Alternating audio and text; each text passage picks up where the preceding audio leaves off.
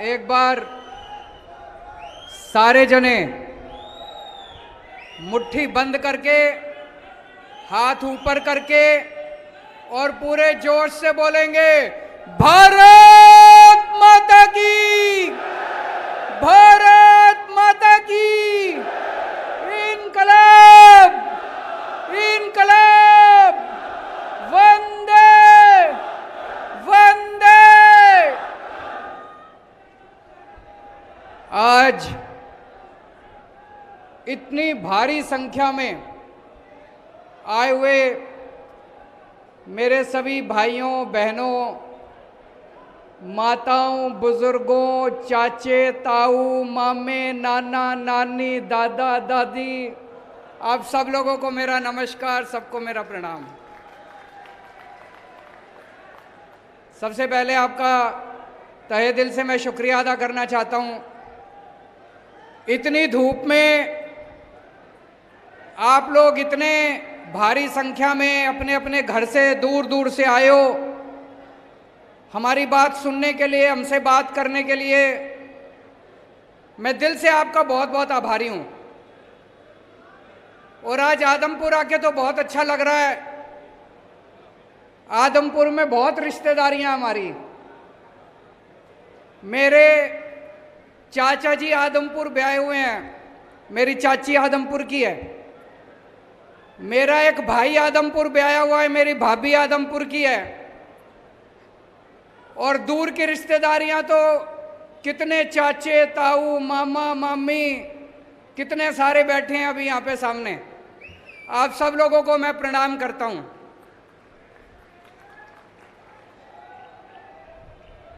जब मैं हिसार में 9वीं क्लास में पढ़ा करता था, 9वीं 10वीं मैंने कैंपस स्कूल से करी,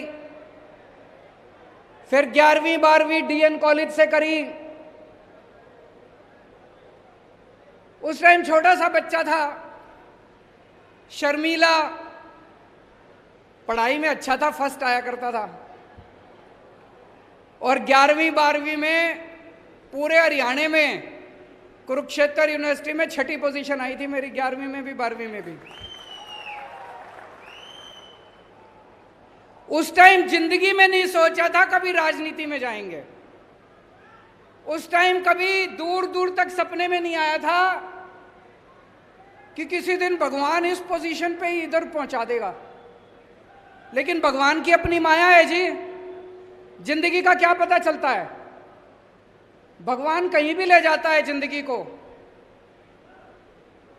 फिर मैं हरियाणा से आईआईटी गया इंजीनियरिंग करके, फिर दिल्ली मेरी कर्म भूमि बनी। आज यहाँ पे मेरे इतने रिश्तेदार बैठे हैं, इतने दोस्त बैठे हैं, भाई भतीजे बैठे हैं। एक ही बात कहना चाहूंगा, मैं जहां भी गया हरियाणा से, आपका सिर झुकने नहीं दिया मैंने।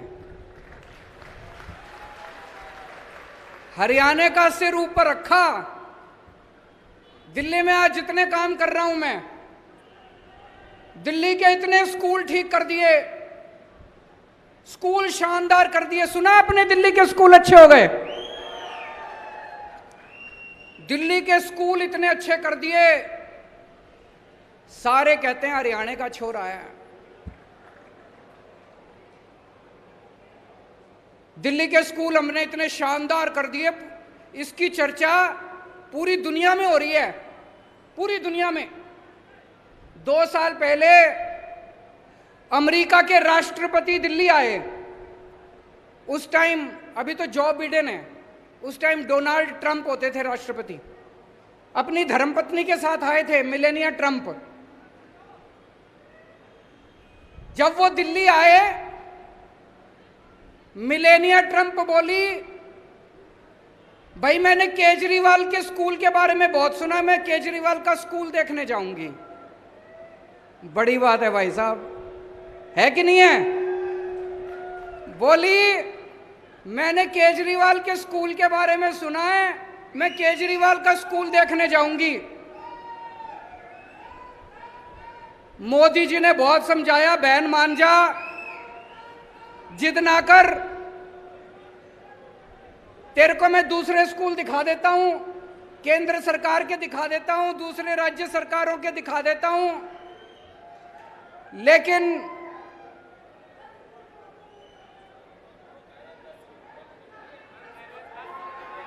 वो ये कह रहे हैं कि हरियाणा में स्कूल बंद कर दिए।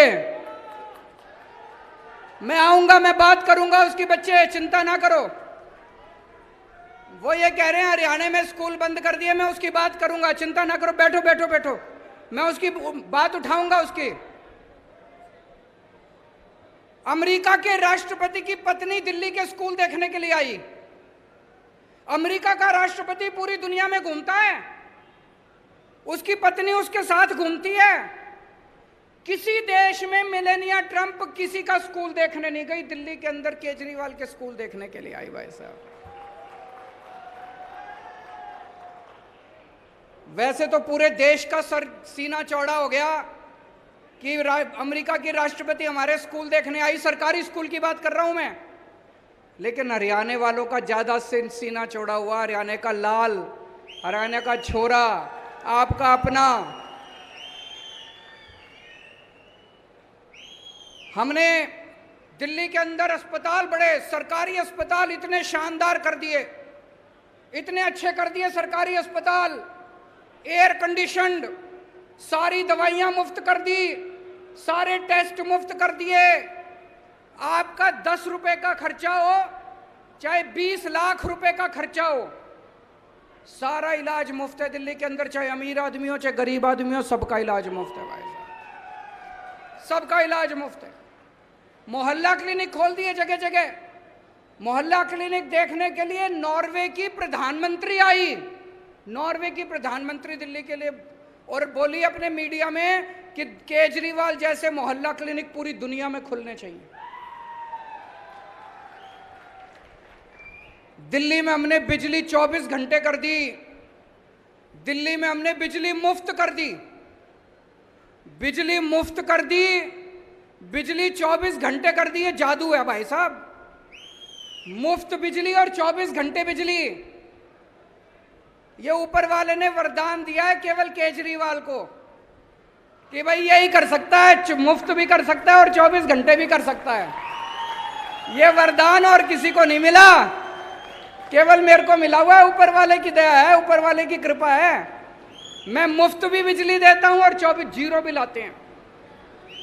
और दिल्ली में पिछले 5 साल में भाई साहब 12 लाख बच्चों को मैंने रोजगार दिलवाया है, 12 लाख बच्चों को। अब मेरा भाई है भगवंत मान, पंजाब का मुख्यमंत्री बना है। इन्होंने भ्रष्टाचार खत्म कर दिया है सारे सरकारी दफ्तरों से। अब आप किसी दफ्तर में चले जाओ, इन्होंने कर दिया, कोई पैसे मांगे जेब में हाथ डालो, अपना मोबाइल ऑन कर लो, इनके पास रिकॉर्डिंग भेज दो, अफसर 24 घंटे के अंदर सस्पेंड कर दिया जाता है। किसी की हिम्मत नहीं है पैसे मांगने की। अभी इनकी सरकार को 6 महीने भी नहीं हुए, 100 मोहल्ला क्लिनिक खोल दिए और भाई साहब जीरो बिजली के बिल इनके यहां भी आने लग गए। मैंने अपनी विद्या इनको भी सिखा दी, 24 घंटे बिजली और जीरो बिल आने लग गए पंजाब में भी। स्कूल भी ठीक करने चालू कर दिए इन्होंने।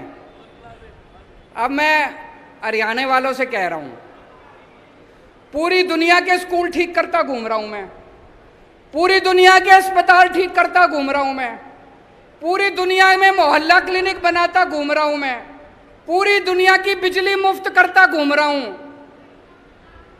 हरियाणा वाले तुम भी करा लो मेरे से। भाई मेरी जन्मभूमि है, मेरा अपना ही राज्य है, मेरा अपना ही गांव है, आप क्यों नहीं कराते मेरे से? हरियाणा के भी स्कूल ठीक करा लो। वो खट्टर साहब रोज स्कूल बंद करते घूम रहे हैं, वो बच्चा अभी खड़ा होके चिल्ला रहा था। सरकारी स्कूल बंद करते घूम रहे हैं। बताओ, सरकारी स्कूल बंद कर देंगे, एक आम आदमी अपने बच्चों को कहां भेजेगा? 18 लाख बच्चे पढ़ते हैं हरियाणा के सरकारी स्कूलों में। कबाड़ खाना बना रखा है सरकारी स्कूलों को इन्होंने, है कि नहीं है? मजबूरी में भेजता है काम आदमी अपने बच्चों को सरकारी स्कूलों में, 2 पैसे आ जाएं आदमी प्राइवेट में भेजता है। दिल्ली में हमने उल्टी गंगा बहा दी। दिल्ली में भाई साहब पिछले 2 साल में 3 साल में 4 लाख बच्चों ने अपने नाम प्राइवेट से कटवा के सरकारी स्कूल में करवाए हैं। बड़ी बात है। अब अमीर लोग भी अपने बच्चों को प्राइवेट स्कूल से नाम कटा कटा के सरकारी स्कूल में करा रहे हैं दिल्ली के अंदर। हरियाणा में भी करा लो यार मेरे से, ये मैं कर दूंगा हरियाणा में भी। हरियाणा के स्कूल भी ठीक कर दूंगा, करने आते हैं मेरे को। हरियाणा के स्कूल ठीक करा लो। प्राइवेट स्कूलों को ठीक कर दिया मैंने दिल्ली में। पहले हर साल फीस बढ़ा दिया करते थे, अनाप शनाप, development fund, picnic fund, library fund, फलाना फंड, ढिमका फंड, सारे फंड बंद कर दिए। हमने कहा खबरदार कोई फीस बढ़ाएगा तो। सारे स्कूलों की ऑडिट करा दी प्राइवेट वालों की, चुप हो गए सारे, घर जाके बैठ गए। थोड़ा सा हरियाणा के लिए भी मेरे से काम करा लो यार, आपका ही छोरा हूं। पूरे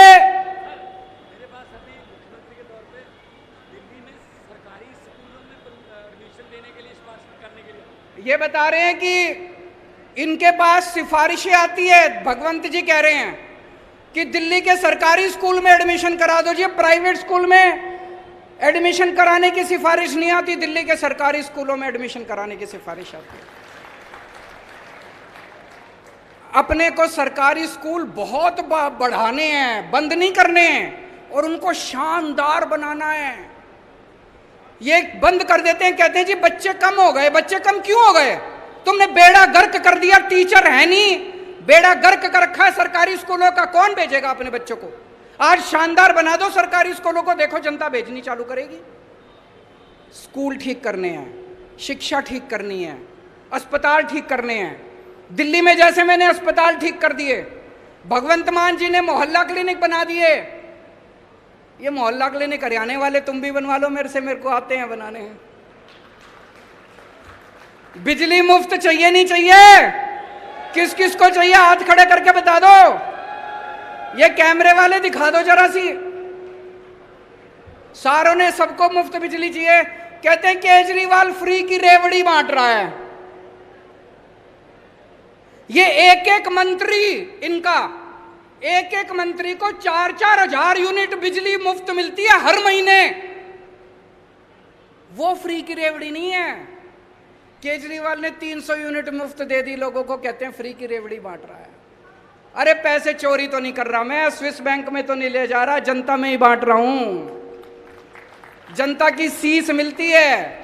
करोड़ों लोगों का मुफ्त इलाज कर दिया मैंने दिल्ली में। मेरे पास क्या है जी, फक्कड़ आदमी हूं, मेरे पास कुछ नहीं है, ना मेरे बैंक अकाउंट में पैसा, ना हमारी, इन्होंने सीबीआई भी भेज ली, ईडी भी भेज ली, कुछ नहीं मिला। मेरे पास कुछ नहीं है, बस जनता की दुआएं हैं, जनता का आशीर्वाद है। जो करोड़ों लोगों का इलाज कराया, जिन लाखों लोगों के बच्चों को हमने अच्छी शिक्षा दी, उनका आशीर्वाद है हमारे साथ। तो दोस्तों 2 साल बाद हरियाणा का चुनाव है। एक मौका अपने लाल को दे के देख लो, एक मौका केजरीवाल को, एक मौका दे दो। हरियाणा को ना बदल दूं तो मेरे को लात मार के हरियाणा से बाहर फेंक देना, दोबारा हरियाणा में नहीं आऊंगा। मंजूर है? 2 साल बाद चुनाव है, लेकिन उसका ट्रेलर अभी है, उसका ट्रेलर अभी है। हम आदमपुर में बैठे हैं।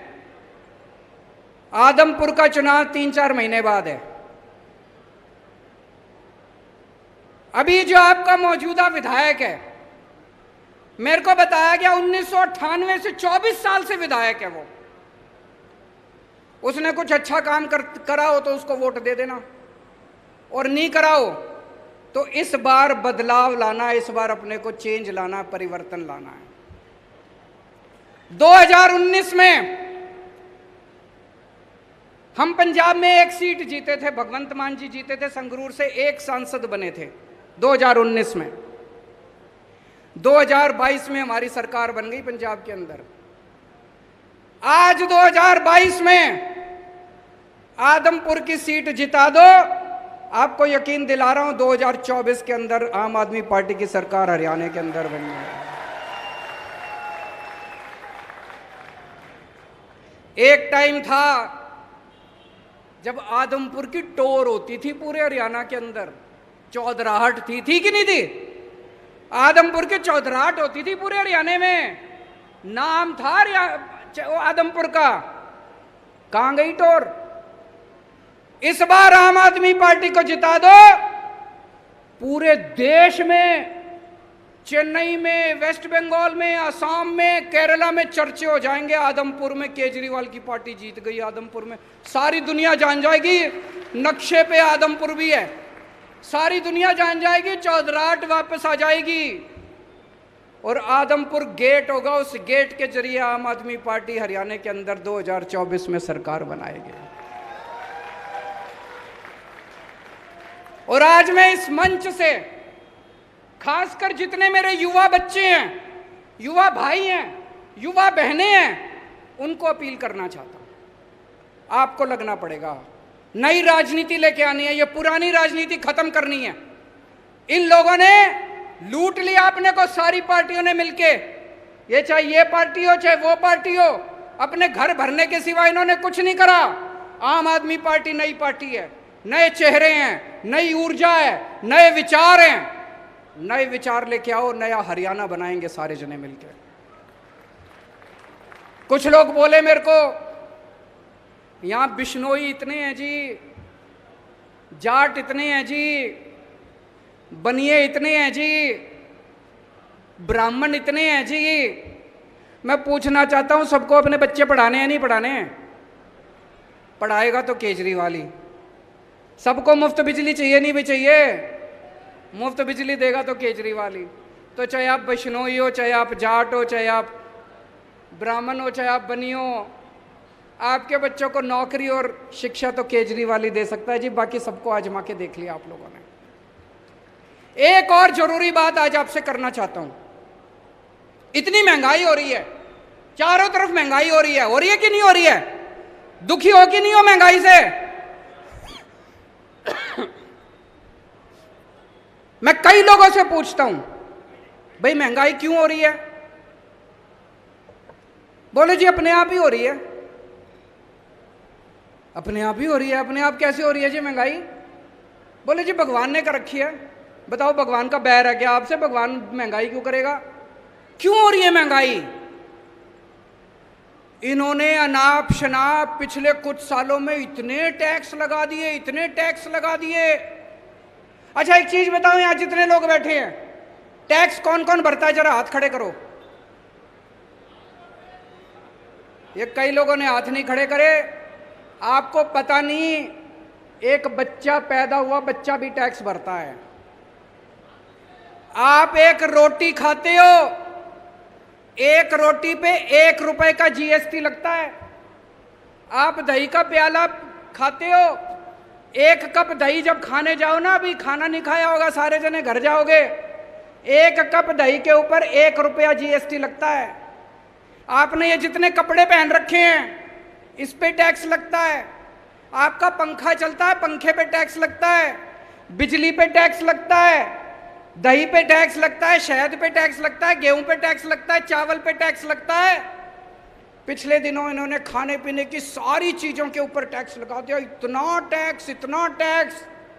इस वजह से महंगाई हो रही है। बस सांस लेना ही बाकी है, चिंता ना करो, एक बारी और आ गए तो उस पे भी लग जाएगा टैक्स। अब ये आइडिया मत दो, वो सुन लेंगे। सब चीजों पे टैक्स लगा दिया जी। भी पिछले थोड़े दिन पहले इन्होंने छाछ पे टैक्स लगा दिया, दही पे टैक्स लगा दिया, गेहूं पे टैक्स लगा दिया, चावल पे टैक्स लगा दिया, शहद पे टैक्स लगा दिया, हर चीज पे, खाने पीने की हर चीज पे टैक्स लगा दिया। भाई साहब, अंग्रेजों ने भी खाने पीने की चीजों पे टैक्स नहीं लगाया था।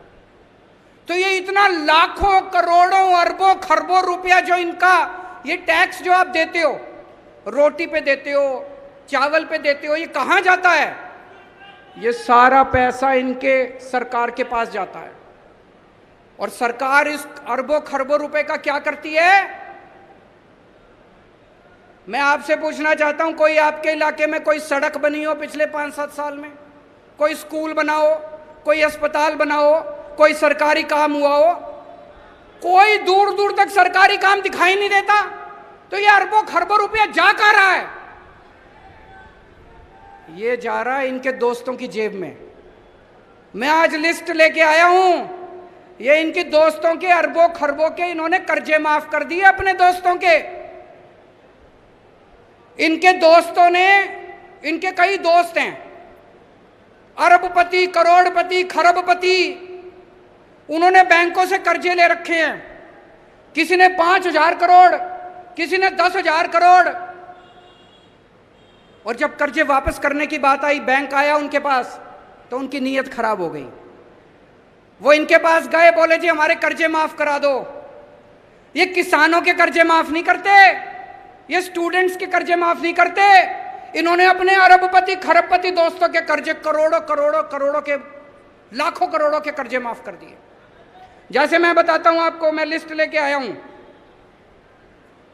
इन्होंने, इनका एक दोस्त है, उसने 87,000 करोड़ रुपए का कर्जा ले रखा है। एक आदमी ने 87,000 करोड़ रुपए का कर्जा सारा माफ कर दिया, सारा माफ कर दिया। कहां से पैसा आया? आपकी रोटी पे आपने जो जीएसटी दिया था उसका पैसा, आपके बच्चे का जो दूध पे टैक्स दिया था उसका पैसा। एक और दोस्त है, उसका 12,000 करोड़ रुपए का कर्जा सारा माफ कर दिया जी, सारा। 10 लाख करोड़ रुपए के कर्जे माफ कर दिए इन्होंने आपके टैक्स के पैसे से। इसलिए महंगाई हो रही है। और जब पैसे कम पड़ जाते हैं, कोई दोस्त आता है इनका, कहता है जी मेरे 7,000 करोड़ है, मेरे को माफ कर दो। तो ये अपने मंत्री को बुलाते हैं, कहते हैं भाई छाछ पे टैक्स बढ़ा दो। तो छाछ पे टैक्स बढ़ा देते हैं। जो पैसा आता है उससे अपने दूसरे दोस्त का कर्जा माफ कर देते हैं। फिर एक और दोस्त आता है, कहता है जी मैंने 9,000 करोड़ का कर्जा ले रखा है, मेरा माफ कर दो। फिर ये मंत्री को बुलाते हैं, कहते हैं दही पे टैक्स बढ़ा दो, दही पे टैक्स बढ़ा देते। ये जितनी बात कह रहा हूं मैं सच बोल रहा हूं। अगर मैं कुछ भी झूठ बोलूंगा ये केस कर देंगे कल मेरे ऊपर। पढ़ा लिखा आदमी हूं मैं, इनकम टैक्स का आदमी हूं, सब समझता हूं इनके चोरी चकारी सारी।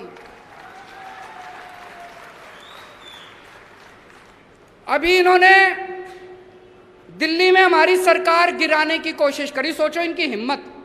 दिल्ली में हमारे 70 में से 62 सीट हमारी है। इन्होंने प्लानिंग बनाई, केजरीवाल के 40 एमएलए तोड़ेंगे। इन्होंने कहा 20-20 करोड़ रुपए में एमएलए खरीदेंगे। हमारे एमएलए को मिले ये लोग, एक एक एमएलए को मिले, बोले 20 करोड़ रुपए ले लो, केजरीवाल की पार्टी छोड़ दो, बीजेपी में आ जाओ, मंत्री भी बनाएंगे और 20 करोड़ भी देंगे। पर भाई साहब हमारे सारे ईमानदार आदमी हैं, अच्छे लोग हैं, शरीफ लोग हैं, सबने आके मेरे को बता दिया 40 एमएलए तोड़ने थे इनको। 20-20 करोड़ के हिसाब से 800 करोड़ रुपए लेके आए थे ये। 800 करोड़ रुपए, बताओ जी कहां से आए 800 करोड़ रुपए? अब इन्होंने मध्य प्रदेश में सरकार तोड़ी। कितने एमएलए खरीदे वहां पे? फ्री में थोड़ी खरीदे। कोई कह रहा 50 करोड़ में खरीदे, कोई कह रहा 40 करोड़ में खरीदे। इन्होंने मध्य प्रदेश में सरकार तोड़ी, इन्होंने कर्नाटक में सरकार तोड़ी, इन्होंने गोवा में सरकार तोड़ी, इन्होंने असम में सरकार तोड़ी।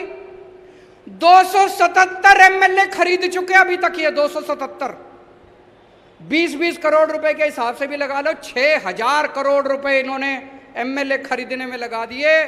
ये पैसा कहां से आया जी? ये आपके टैक्स का पैसा है, ये जीएसटी का पैसा है, ये दूध दही के ऊपर टैक्स का पैसा है। इसलिए महंगाई हो रही है भाई साहब, इसलिए समझ के जाना। आज मैं एक स्पेशल मिशन को लेके आया हूं आपके बीच में। देश को आजाद हुए 75 साल हो गए। 75 साल कम नहीं होते। इन 75 सालों में कितने देश हमसे आगे निकल गए, कितने देश हमसे आगे निकल गए। सवाल उठता है हम पीछे क्यों रह गए? हम किसी से कम थोड़ी हैं भाई साहब। मैं हमेशा कहता हूं ऊपर वाले ने जब इंसान बनाया पृथ्वी के ऊपर, सबसे इंटेलिजेंट लोग ऊपर वाले ने इंडिया में बनाए थे, भारत में बनाए थे सबसे इंटेलिजेंट लोग। फिर हम पीछे क्यों रह गए? हमारा देश गरीब क्यों रह गया? हमारे बच्चों को अच्छी शिक्षा क्यों नहीं मिलती? हमारे लोग अनपढ़ क्यों रह गए? ये प्रश्न उठता है। हमारे पास किस चीज की कमी है?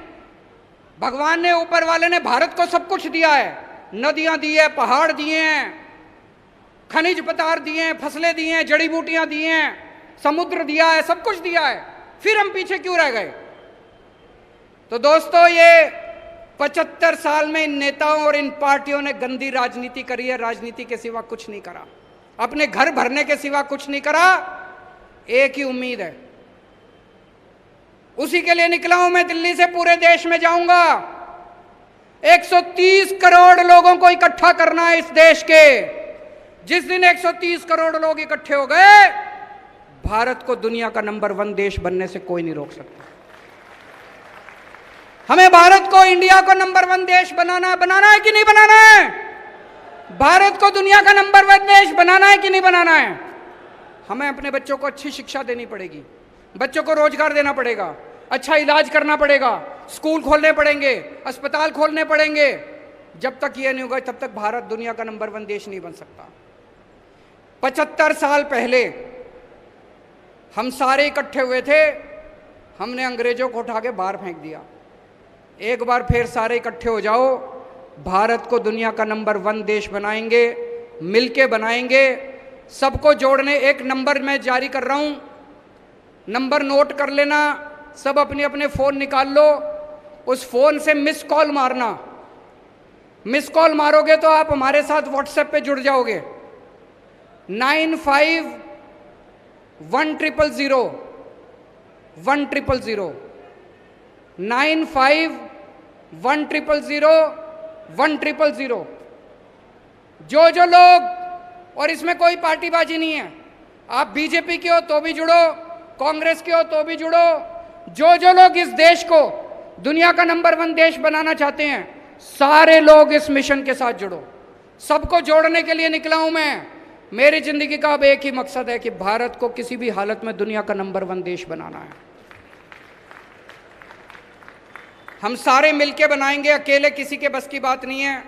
पूरा देश इकट्ठा करेंगे, पूरा देश एकजुट होगा।